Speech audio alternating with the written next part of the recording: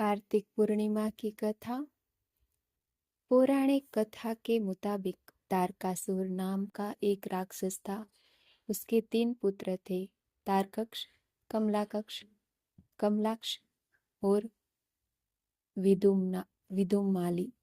भगवान शिव के बड़े पुत्र कार्तिकेय ने तारकासुर का वध किया। अपने पिता की हत्या की खबर सुन तीनों पुत्र बहुत दुखी हुए।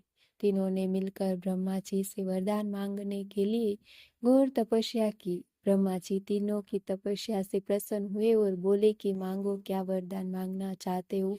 तीनों ने ब्रह्मा जी से अमर होने का वरदान मांगा, लेकिन ब्रह्मा जी ने उन्होंने इसके अलावा कोई दूसरा वरदान मांगने को कहा। तीनों ने मिलकर फिर सोचा और इस बार ब्रह्मा जी से 3 अलग नगरों का निर्माण करवाने के लिए कहा, जिसमें सभी बैठकर सारी पृथ्वी और आकाश में घूमा जा सके। 1000 साल बाद जब हम मिले और हम तीनों के नगर मिलकर एक हो जाए और जो देवता तीनों नगरों को एक ही बाण से नष्ट करने की क्षमता रखता हो, वही हमारी मृत्यु का कारण हो। ब्रह्मा जी ने उन्हें वरदान दे दिया। तीनों वरदान पाकर बहुत खुश हुए। ब्रह्मा जी के कहने पर मय दानव ने उनके लिए 3 नगरों का निर्माण किया। तारकक्ष के लिए सोने का, कमला के लिए चांदी का और विदुमाली के लिए लोहे का नगर बनाया।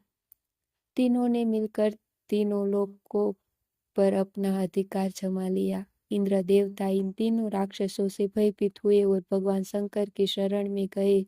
इंद्र की बात सुन भगवान शिव ने इन दानवों का नाश करने के लिए एक दिव्य रथ का निर्माण किया। इस दिव्य रथ की हर एक चीज देवताओं से बनी। चंद्रमा और सूर्य से पहिए बने। चंद्र, वरुण, यम और कुबेर रथ के चाल घोड़े बने। हिमालयी धनुष बने और शेषनाग प्रत्यचा बने। भगवान शिव खुद बाण बने और बाण की नोक बने अग्निदेव। इस दिव्य रथ पर सवार हुए खुद भगवान शिव।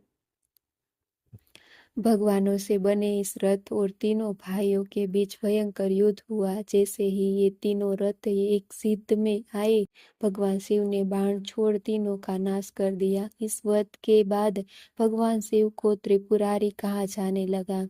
यह वध कार्तिक मास की पूर्णिमा को हुआ, इसलिए इस दिन को त्रिपुरी पूर्णिमा नाम से भी जाना जाने लगा।